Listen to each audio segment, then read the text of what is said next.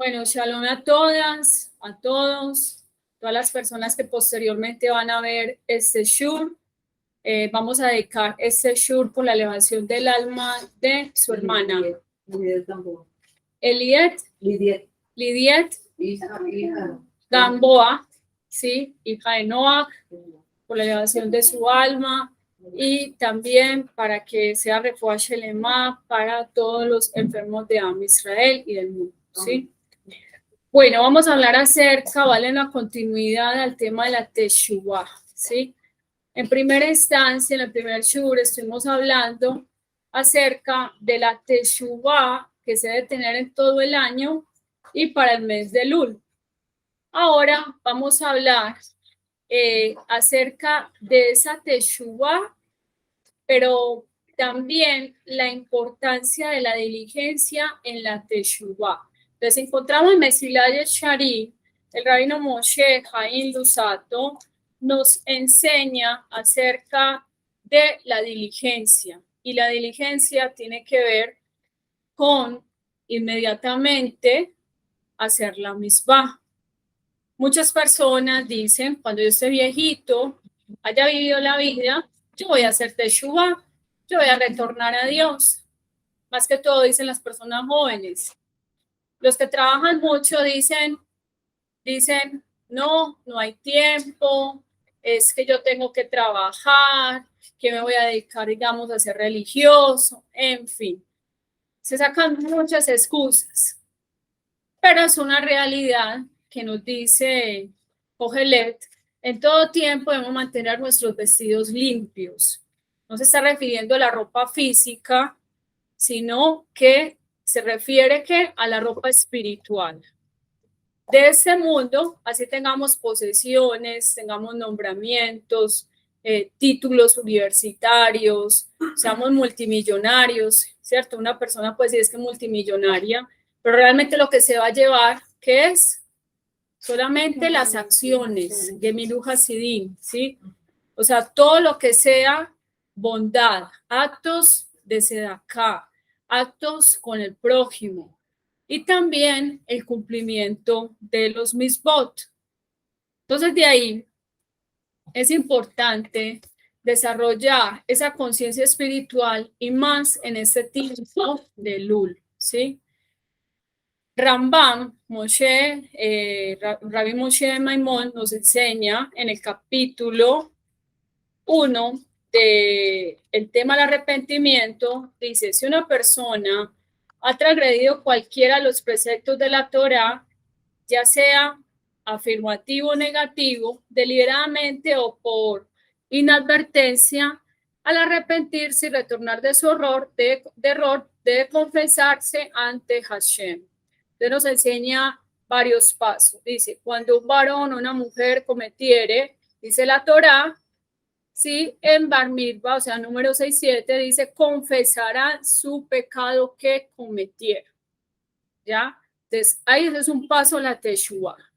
Muchas veces se tiene simplemente, o se llega a un estado emocional de lo que llamaría que la persona siente como remordimiento, pero solamente hasta ahí. Realmente la Teshuvah es tomar la decisión y confesar. Entonces viene una confesión verbal, ¿sí? Dice, confesará ante Hashem, o sea, ante Dios, y le dirá, oh Dios, he errado, he pecado, he obrado mal, me he rebelado contra ti, haciendo tal y tal cosa.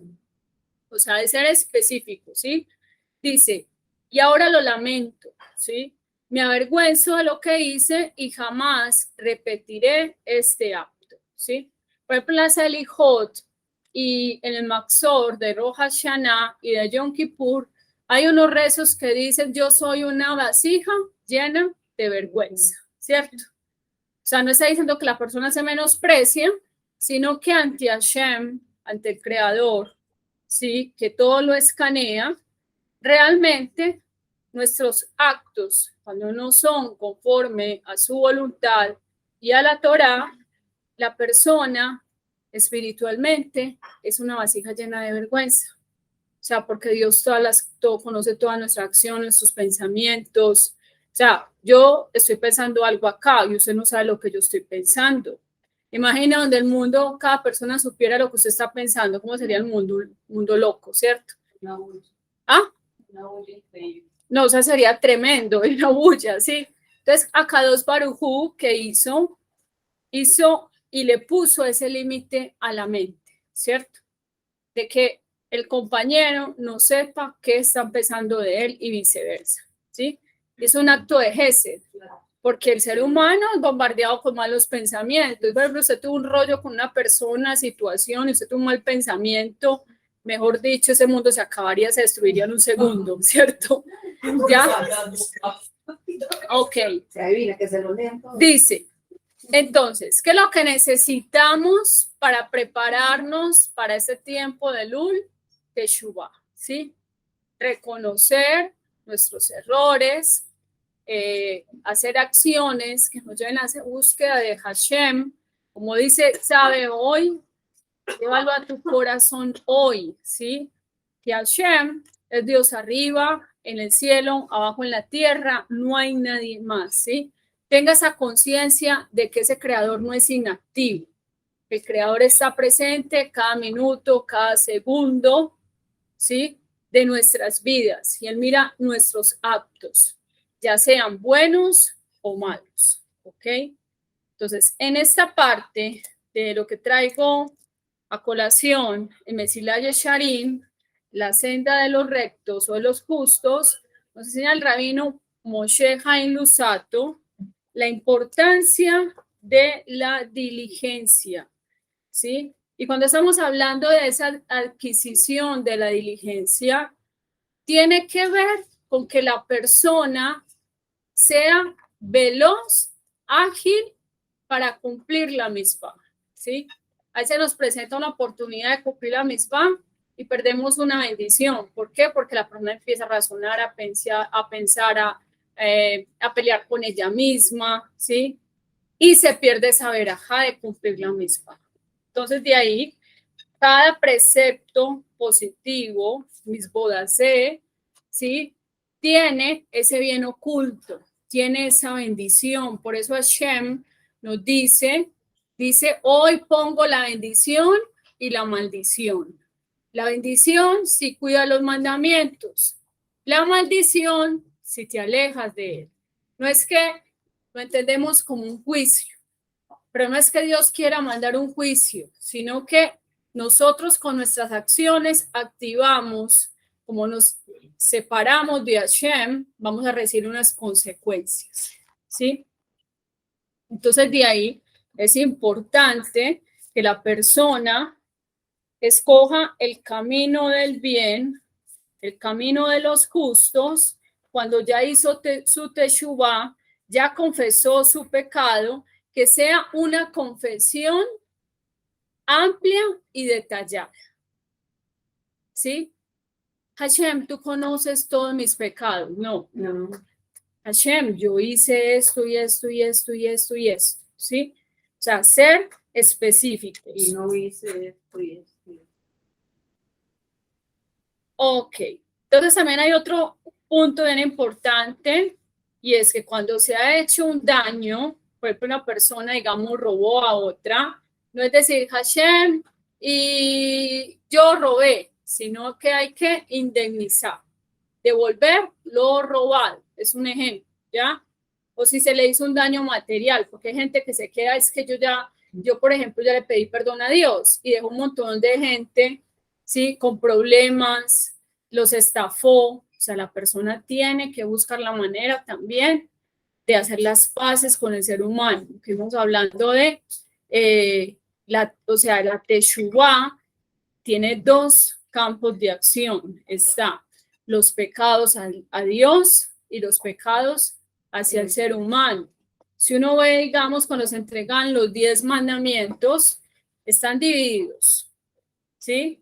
Lo que tiene que ver con Hashem, con el creador, y mandamientos lotase, que tiene que ver con el ser humano. No matar, no robar, no hacer la shonará, no odiar, todo este tipo de cosas que más adelante ya la Torah los va a desarrollar. Ok. Entonces, algo bien interesante es tener esa conciencia de que cada acto que se hace tiene un resultado o tiene unas consecuencias.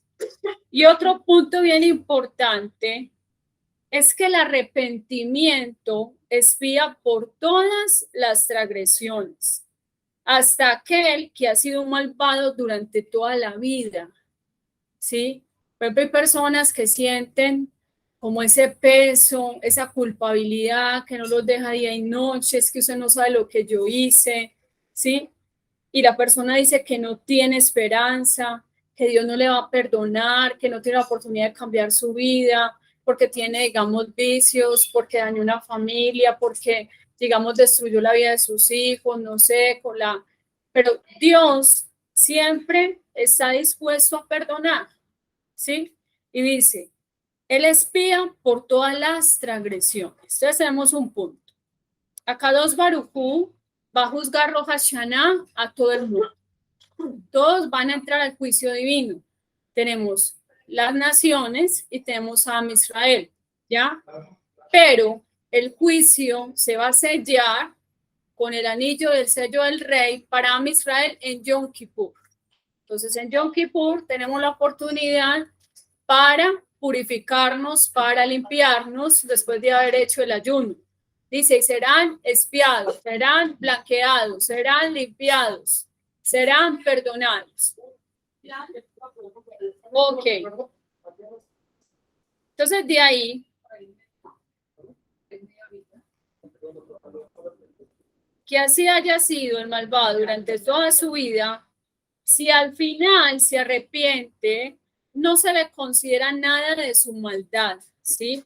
El día en que se arrepienta de ella. Yehezkel, tenemos hablando del 23, capítulo 23. Yom Kippur por sí mismo es suficiente para expiación para los arrepentidos. Pues está escrito, en ese día os será perdonado. ¿Dónde está eso? En Baikra 16, ¿sí? Verso 30. O lo puede usted buscar, Levítico 16. Hay que hablarlas con contexto. ¿A qué se está refiriendo eso? Al pueblo de Israel. Dice, por todas las generaciones ayunarán, no trabajarán y Dios les perdonará, ¿cierto? Entonces, ese es el punto. Ok, entonces ya dijimos, en Rosh Hashanah, las naciones del mundo son juzgadas en Rosh Hashanah y si se arrepienten son perdonadas. ¿Listo? ¿Queda clara esa parte? Listo. También cabe aclarar que ya cuando la persona está en proceso de conversión, sí, o sea, si la persona va buscando el judaísmo, quiere ser judía, pues debe empezar, digamos, a hacer como es un Yom Kippur, porque imagínese, va a convertir y no sabe qué es un ayuno 25 horas, no sabe qué se hace en Yom Kippur. Entonces, la persona está a las puertas para convertirse ya a través de un rab que le pueda, digamos, enseñar, orientar y que le explica cómo sería la vida judía. Y ella está en compañía de la comunidad judía aprendiendo, va a tomar una decisión más a conciencia, ¿cierto? Pero estoy hablando de las demás naciones, no, Benei Noach, ¿sí?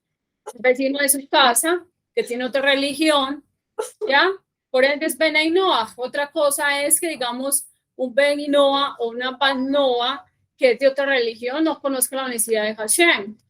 Pero realmente sabemos que después del diluvio Hashem hizo un pacto con Noach acerca de los 7 mandamientos. Sí, incluye toda la humanidad. Pero el pacto con Israel es muy claro que es cuando se entregó la Torá en el monte Sinaí. Bueno, qué importante es la diligencia, ¿sí? La diligencia te permite actuar en el momento preciso, ser ágil, no sacar excusas, no razonar, sino inmediatamente ¿qué? Tomar la decisión y actuar, ¿cierto? Entonces de ahí nos insta a que la Teshuvá debemos hacerlo diligentemente. Y los mispot, los que se nos esté presentando, actuar y decir, voy a aprovechar esta bendición de la mispa. Por ejemplo, aquí tuvimos el caso hoy, ¿cierto? Sucedió un accidente de tránsito y una persona que es paramédico, inmediatamente le dijeron y voló a salvar vidas. Eso es ser diligente, ¿sí? Entonces, de ahí, así debe ser a nivel espiritual, que estemos como los scouts, siempre listos, ¿sí? Siempre listos para hacer una buena acción. Es lo mismo con la Torah. Ahora, vamos a hablar acerca de los impedimentos que pueden ser un obstáculo para que una persona entre en un proceso de Teshuvah o llegue a la Teshuvah según Maimónides, ¿sí? Entonces, primero los impedimentos, cuando la persona se llena de excusas y piensa que va a vivir eternamente en este mundo, que los demás se van a morir, pero que ella nunca se va a morir, ¿cierto? Y nunca la va a montar. Exacto. Entonces, de ahí dice el libro de Cogelet 12:2, dice, mientras no oscurezca el sol y la luz de la luna y las estrellas no se recojan las nubes después de la lluvia. Se está refiriendo al día de la muerte. Cada mañana que nos despertamos y decimos Modani, es el milagro, ¿sí? Es una oportunidad ¿para qué? Para yo empezar a escribir o a reescribir mi historia. El rey Nachman de Breslo enseña que el ser humano es como un tablero raso, donde usted empieza a escribir, pero es que yo cometí el día de ayer estos errores, pero Hashem te está dando la bendición, el regalo de empezar de nuevo ese día. Después usted dice, Hashem, me diste el mundo con misericordia.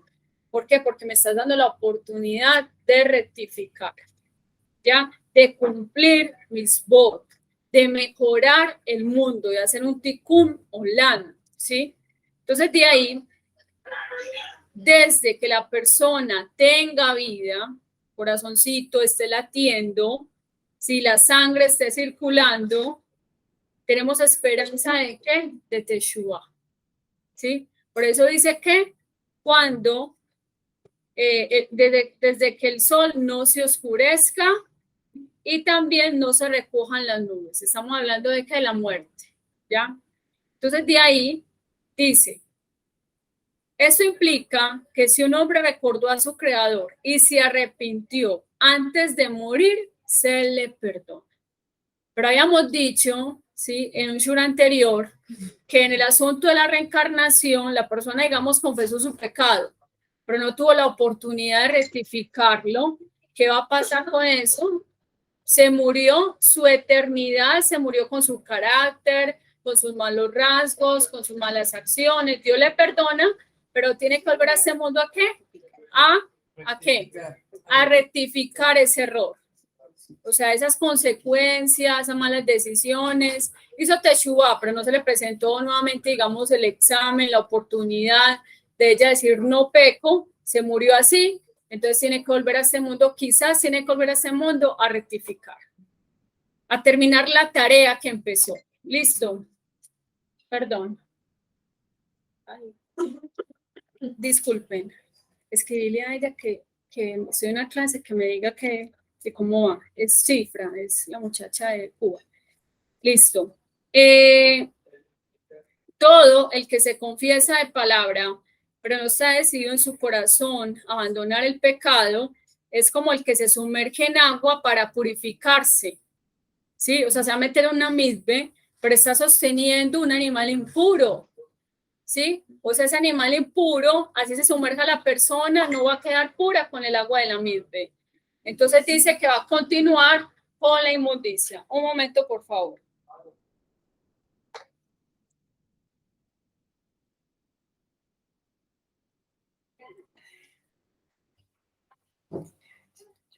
Es importante.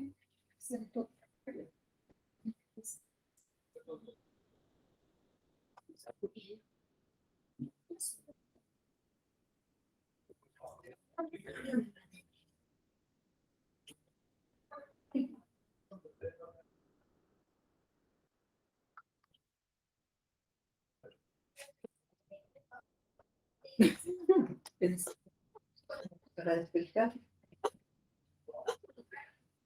Bueno, un stand-by aquí un momento. Listo, entonces de ahí puede la persona tener la mejor intención, va a la misma para purificarse, ¿sí? Pero la persona tiene algo impuro, no sale pura. Entonces, por eso que se necesita soltar, ¿ya? Digamos, el pecado, tener esa decisión interna de no continuarlo, pero también es necesario, como habíamos dicho en el Shura acerca de Teshuvá, la primera parte, arreglar las situaciones con el prójimo, ¿sí? Las ofensas, en fin, se necesita pedir perdón, el reconciliarse, si le maldijo a una persona en un momento de ofuscación, si le sacó los trapitos al sol, como decimos aquí, si usted dijo, es que soy muy franco, soy muy franca, ¿y qué hizo? Solamente lo insultó y hirió, digamos, su corazón. Causó heridas emocionales, hay que buscar el perdón de esa persona. Hay una frase que le hemos escuchado mucho, que habla acerca de que el que encubre su falta, su transgresión, su pecado, como lo que diga de su iniquidad, ¿sí? No va a prosperar esa persona. Hay personas que se hacen esa pregunta, pero ¿qué pasa? O sea, ¿yo por qué no avanzo? ¿Por qué las cosas no se me dan? ¿Sí? O porque a veces hay peticiones como que pareciera como de que no son escuchadas. Mire cómo está usted con su prójimo. Mire usted cómo está con Dios en el servicio divino. Sí, cuando se habla de servicio divino es cómo está su compromiso espiritual. ¿Ya? Es un paso, sí. ¿verdad? Es un paso. Eso. ¿Qué? Es un paso en que el que encubre su pecado no prosperará y el sí. que confiesa alcanzará misericordia. Sí, o sea, que lo confiesa, alcanza esa bondad de Hashem, esa misericordia, ese gesed, ¿sí? Por ejemplo, tenemos a David Jamel, le dice, y yo no encubrí mi iniquidad, yo te lo confesé. Por ejemplo, cuando él pecó con Bathsheba, ¿sí? Recibió unas consecuencias, quedó embarazada, el niño, él rezó para que el niño muriera, el niño murió.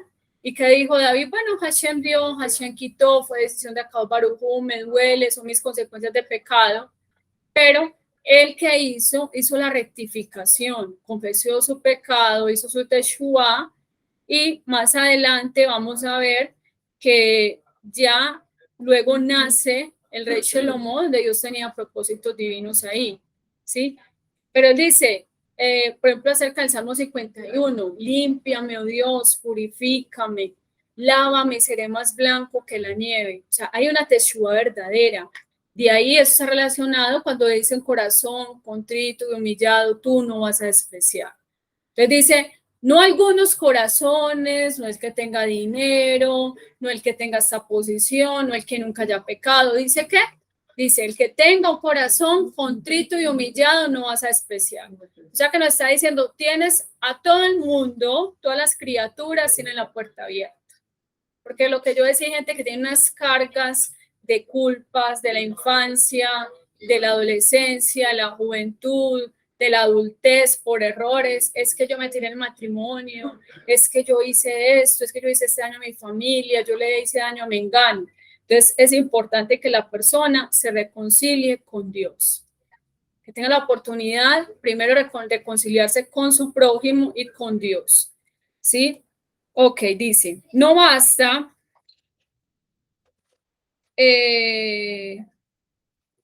con que la persona diga, digamos, que pecó contra su prójimo, sino que se reconcilie con ella y también debe decirle que le perdone, ¿sí? Pedirle que le perdone. Y también debe indemnizar lo que hablamos de los daños, ¿cierto? Por ejemplo, digamos, entre dos vecinas. Resulta de que una vecina le está causando a la otra la humedad, el problema en la casa, en fin. Entonces la otra se ofuscó y no le prestó atención, la maltrató, en fin, le hizo un daño, ¿sí? Entonces esa persona ya más adelante conoce al Dios único. ¿Qué tiene que hacer? Tiene que reconocer, reparar el error. Decirle, vecina, yo le estoy haciendo un daño, digamos, en esta pared que comunica su casa, cómo lo vamos a arreglar. Eso es reparación. Perdóneme por haberla insultado, por haberla maltratado. ¿Listo? Esa es Teshuvá completa, sí. En el caso, bueno, eso es un ejemplo tangible, pero algo tan intangible que pues no sea algo físico, sino un daño pues en el área emocional. Y hay que reparar. ¿De qué manera se podría reparar? Por ejemplo, cuando se habla mal de alguien y se puso el nombre por el piso y todo eso, lo mejor es hablar cosas buenas de esa persona.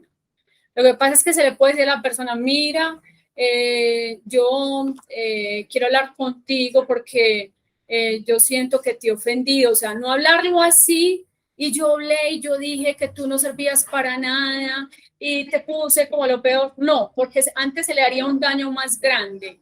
Pero sí decirle, mira, se acerca este tiempo de Teshuvá, quiero que hagamos las paces, yo he tenido errores contigo. Ahí te la está diciendo, yo hablé mal de ti, yo hice tal y tal cosa, ¿cierto?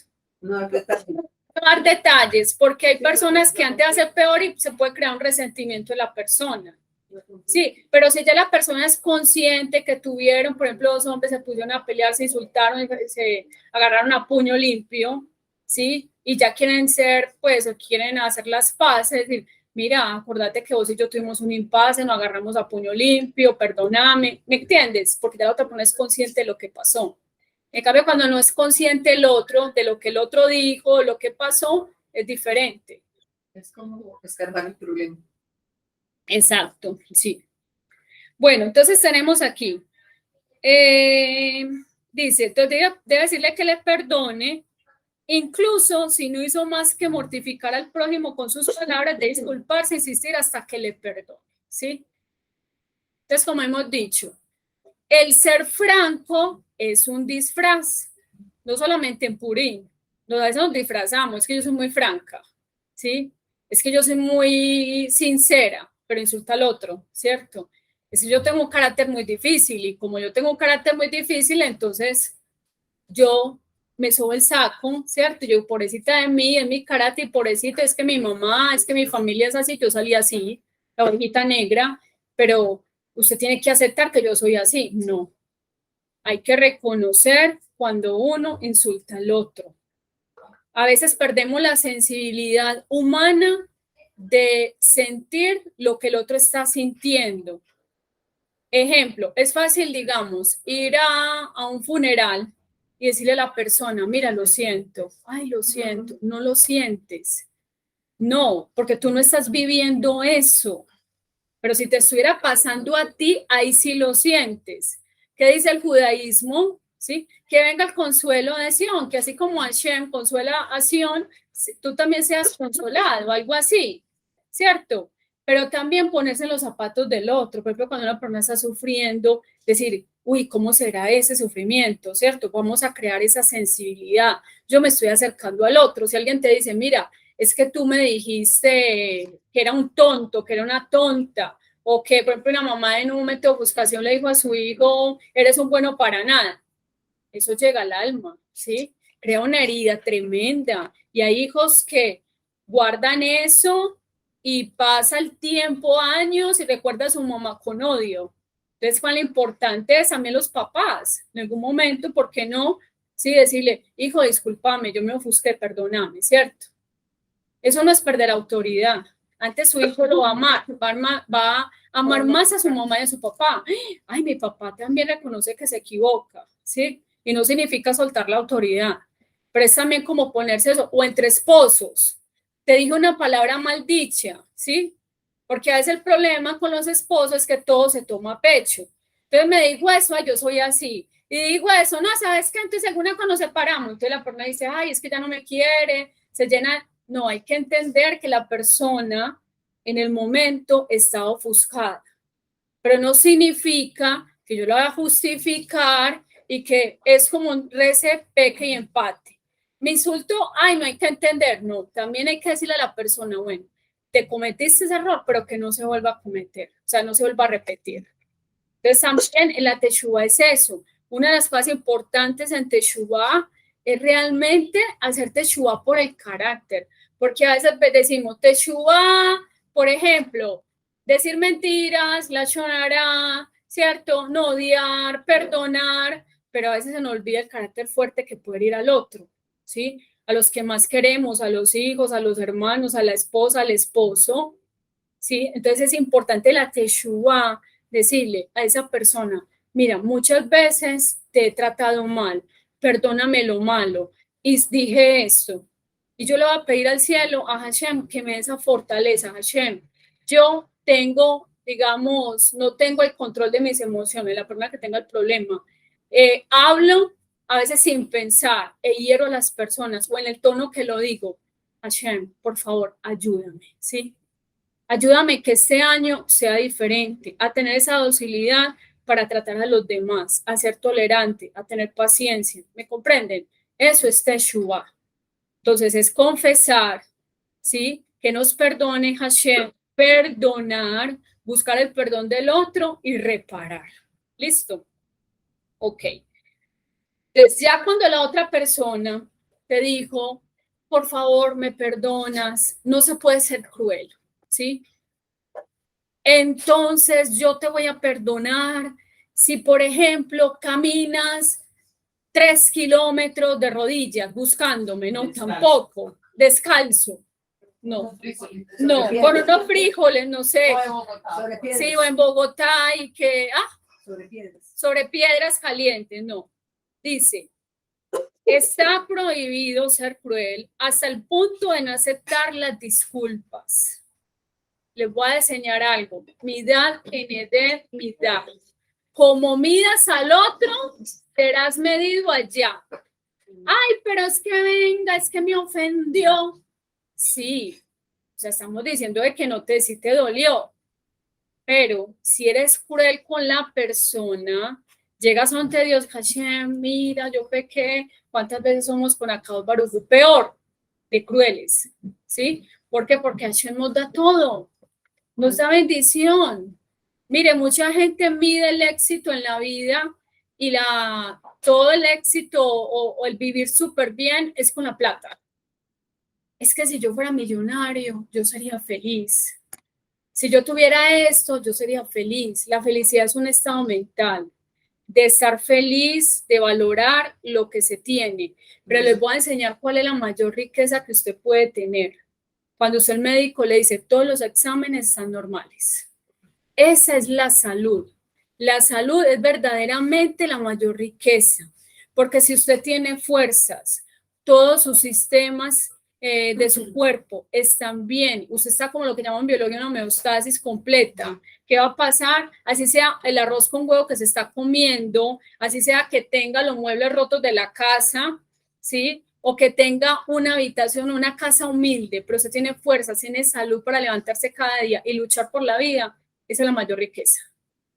Porque hay gente que lo tiene todo, ¿sí? Tiene la super casa, son multimillonarios, pero no tienen ni paz interior, se acuestan y son, tengo rabia con el uno, tengo rabia con el otro, tienen enemigos por allí, enemigos por allá, la cuenta del banco no me dieron, o sea, empieza siempre, tengo que pagar a los empleados, esa plata que no llegó, y si salgo, de pronto me pasa esto, la persona no tiene paz, ¿cierto? Entonces, cuando la persona tiene salud, ¿sí? Tiene paz interior, o sea, paz con Dios, con los demás, la persona duerme plácidamente.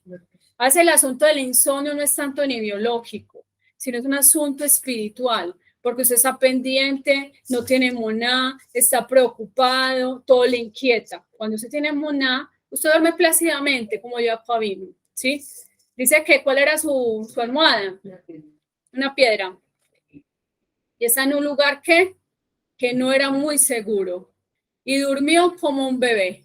¿Por qué? Porque confiaba en Hashem. Por eso el Salmo dice, echa sobre Hashem tu carga, échala, ¿sí? Y Él te va a sustentar. Hay otra parte que dice muy hermosa, ¿sí? En paz me voy a acostar, voy a dormir como un bebé, porque solo tu Hashem hace que yo viva feliz, viva confiado, ¿sí? Entonces, el tener salud es uno de los mayores regalos de Akadosh Baruj Hu. O sea, que usted es millonario y no sabía. ¿Sí? Ok. Continuamos. Dice, Cuando la persona, ¿sí?, el que cometió la falta, pide perdón, debe hacerlo de corazón, con el alma bien dispuesta, y el otro debe ser misericordioso como Kadosh Baruj Hu y decirle: sí, yo te perdono. Porque de esa manera en el cielo te van a perdonar. Y si uno siente que esas disculpas son como dientes por fuera. Tú no conoces, no puedes medir qué hay en el corazón de la persona. Pero digamos, si hay una duda porque hay, o sea, como digamos que hay una costumbre que uno empieza a ver en una persona de que hay siempre hace algo y uno y pide disculpas, pero uno no ve el cambio. Lo que pasa es que hay dos maneras de teshuva. Muchas veces la gente le pone la parte romántica y lo que quiere es que él se arrastre o ella se arrastre y se arrodille y le diga perdóname y todo el cuento, ¿cierto?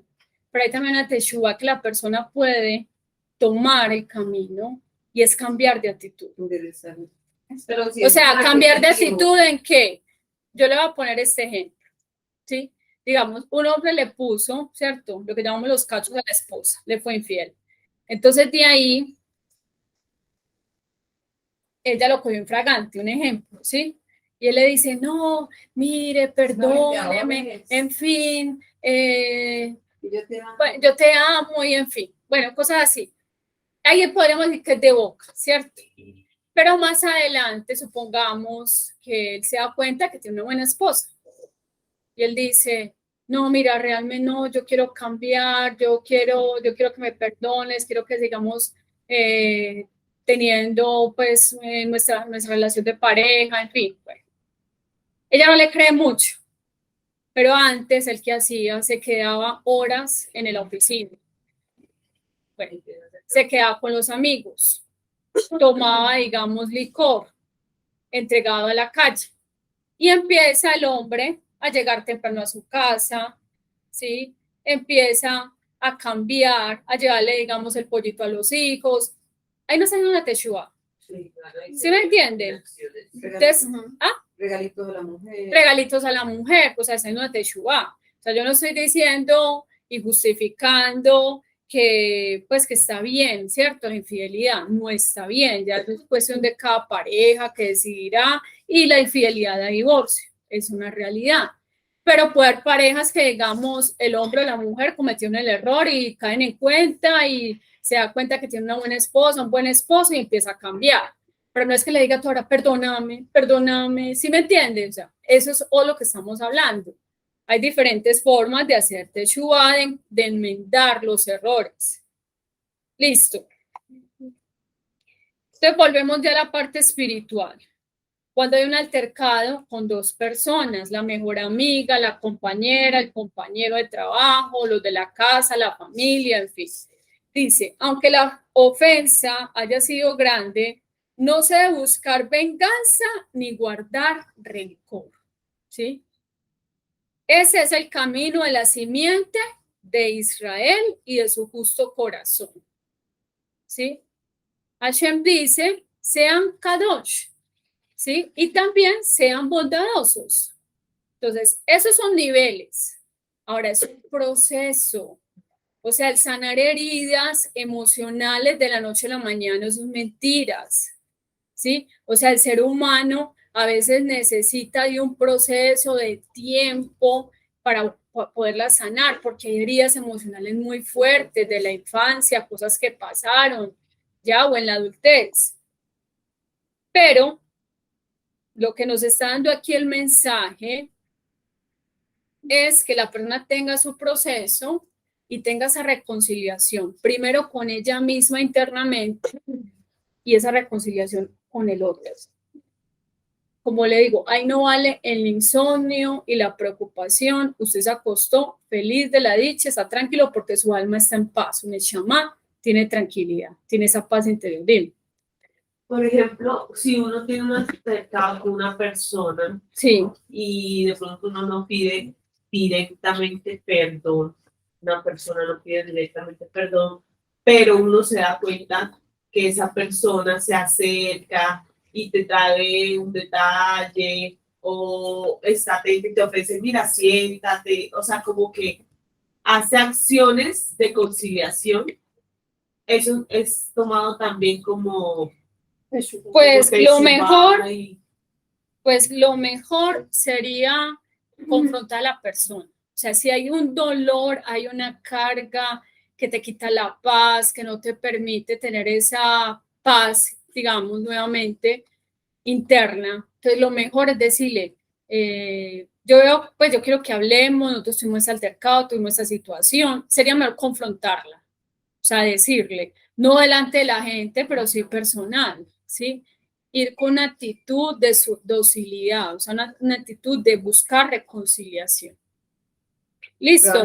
Jacob usó regalos para pretender conciliarse con esa. Eso es otro punto. Por ejemplo, otra manera, cuando Pepe Jacob quería tener la paz con su hermano Esaf, que buscó hacer regalos.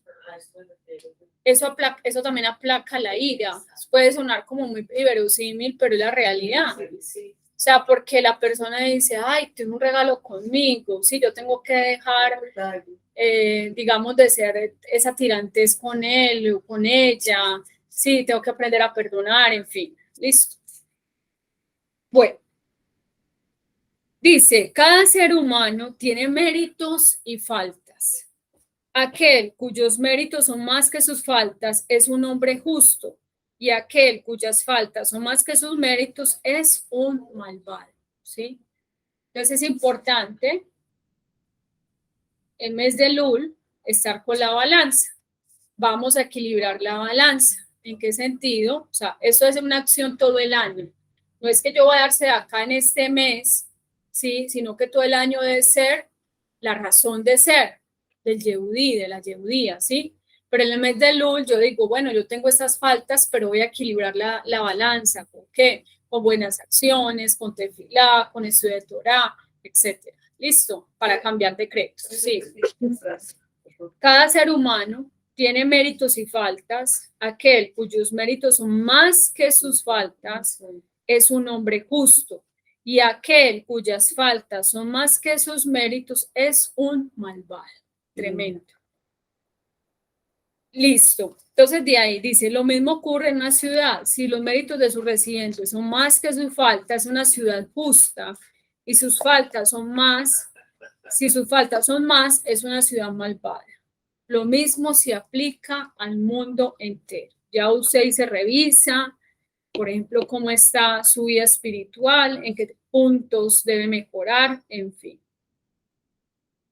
Bueno, vamos a ir terminando. Y algo bien interesante, y es que hay 5 tipos de personas que se denominan infieles, ¿sí? El que dice que no hay Dios, ¿sí? O sea, el famoso ateo, pero si le dicen que tiene una enfermedad terminal, ay, Diosito, sálvame, ¿cierto? Cuando está, por ejemplo, ya poniendo como el pie en el otro mundo, ¿cierto? Está cerca de la muerte. Y que el mundo, dice esa persona, no tiene quien lo guíe. Dios hizo el mundo, está inactivo, se fue de vacaciones. Hay unos que ya niegan a Dios, ¿cierto?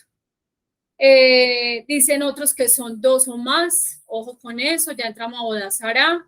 Cuando dice que Dios es un ayudante, que Dios tiene familia, que le pongan a Dios que tiene abuelo, que tiene abuela, en fin. Dice, el que dice que hay un solo Señor, pero que es una presencia física. Es que Dios tiene físico, ¿cierto? Que tiene una imagen. El que niega que solo, el que solo haya sido el primero y el creador de todo, y el que adora algún astro, o sea, adora al Dios de Israel, pero tiene por allá otro noviecito, o sea, adora un astro, cree en las brujas, se apega a lo de los astros, busca consultar a los muertos, el futuro, cree en otras deidades que pues que son falsas, en fin, hay intermediario. Es que Dios tiene un secretario y él me va a llevar las peticiones, ¿cierto? Imaginen, entonces ya Dios tiene abuela, tía, hijo, papá, mejor dicho, y ya secretario, ¿sí? O sea, ese no es el Dios de Israel, el Dios verdadero. Listo. Dice, cualquiera de estos 5 es un fiel, es un infiel. 3 tipos de personas se denominan herejes epicúreos.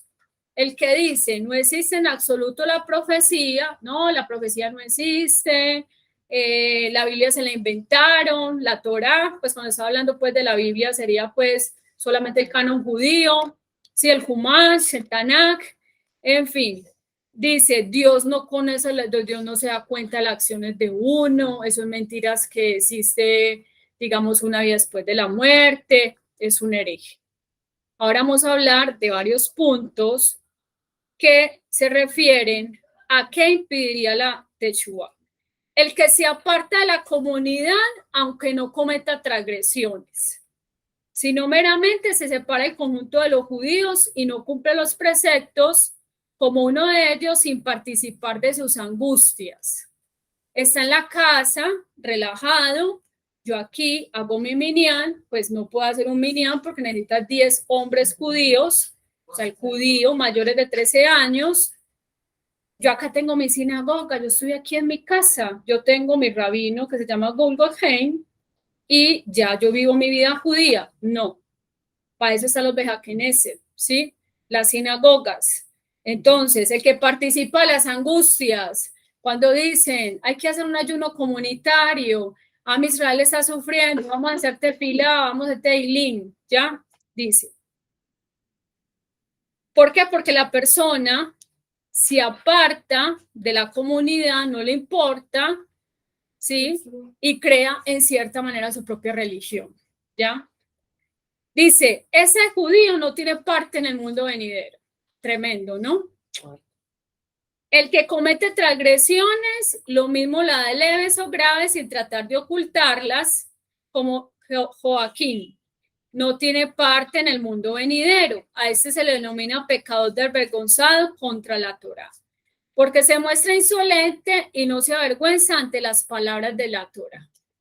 Es decir, perdió todo el temor divino, ¿sí? Hay dos tipos de delactores, el que entrega a su prójimo judío en manos de paganos para que lo maten o lo hieran, pues, o sea, digamos, el que lo traiciona, ¿sí? El que entrega los bienes de un judío en manos de paganos y de un matón, que es como un pagano, ninguno de los dos tiene parte en el mundo venidero. Tremendo eso, ¿no? ¿Serio? Todos los malvados apóstatas que se arrepintieron, ya fuese públicamente o en secreto, son acogidos, pues está escrito. Perdón, retornad, hijos desobedientes. Está en Jeremías 3:22. Aunque todavía parezca desobediente porque se arrepintió en secreto y no públicamente, se le acoge como un arrepentido. ¿Sí? Bueno, vamos a estudiar una parte de las 24 cosas que piden el arrepentimiento. Y lo dejamos para otra próxima clase. Listo, tiene 24 cosas que impiden que la persona llegue a hacer teshuvah. Y 4 de ellas son graves pecados. A quien comete uno de ellos, Dios no le concede la posibilidad de arrepentirse, tanto como la gravedad de la falta exige. ¿Por qué? Porque la persona cuando hace pecado y no hace teshuvah, es como que está haciendo en una tienda. Vea, por favor, fíjeme una libra de arroz y no paga. Sí, te hace una cuenta como abierta. Por favor, mire, fíjeme, por favor, unos tomates. Fíjeme 1 kilo de azúcar, ¿sí? Entonces el de la tienda, el tendero que dice, bueno, no me gusta pues porque le tengo que fiar, pero aquí tiene la cuentica. Se va acumulando y hay personas que se vuelan, hay personas que se vuelven insensibles y no pagan. Lo mismo espiritualmente, ¿sí?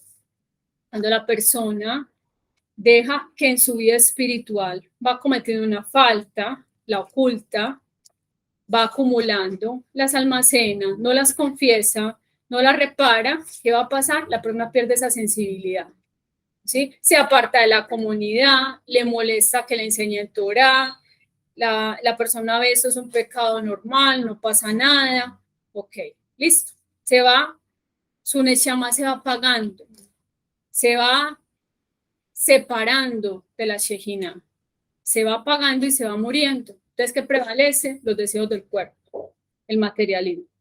El que hace pecar a la gente, comprendiéndose en ese pecado, a quien impide que los otros hagan una buena acción.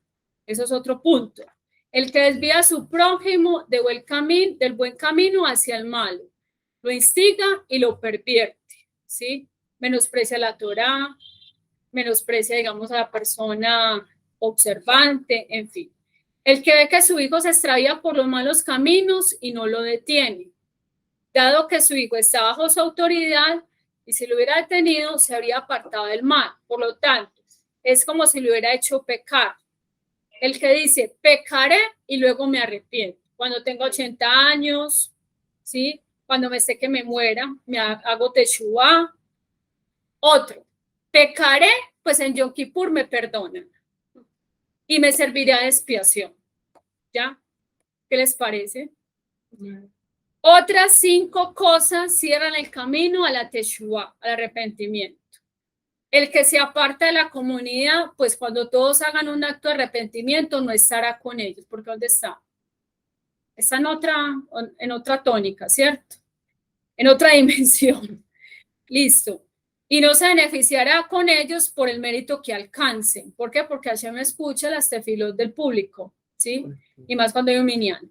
El que se opone a las disposiciones de los sabios, y eso es porque dijeron eso, y eso de los rabinos, menosprecia, ¿sí?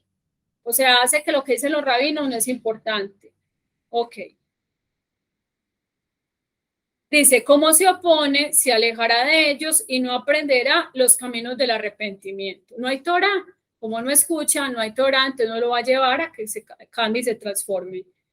Oiga, el que se burla de los preceptos, porque al desdeñarlos ya no procura cumplirlos, sino que los cumple, ¿qué mérito voy a tener?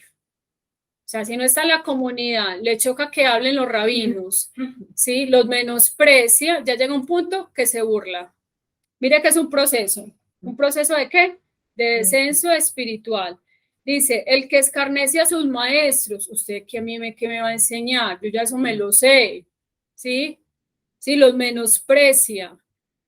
El que rechaza las exhortaciones, admoniciones, porque él mismo se cierra el camino de arrepentimiento, ya que la admonición conlleva arrepentimiento. Así es que todos los profetas amonestaban al pueblo judío hasta que los hicieron arrepentir. Por lo tanto, es menester designar en toda comunidad judía un hombre sabio, conocido, anciano y temeroso de Hashem, para que dirija las elijot, los rezos de súplica, de perdón, en el caso, digamos, del Hasán, ¿cierto? Bueno, entonces vamos a dejarlo hasta aquí. Espero que este estudio de Torah sea de verajá y nos vemos. Shawato. Próxima clase vamos a continuar este tema. Está muy intenso. Otro problema. Yo sí me había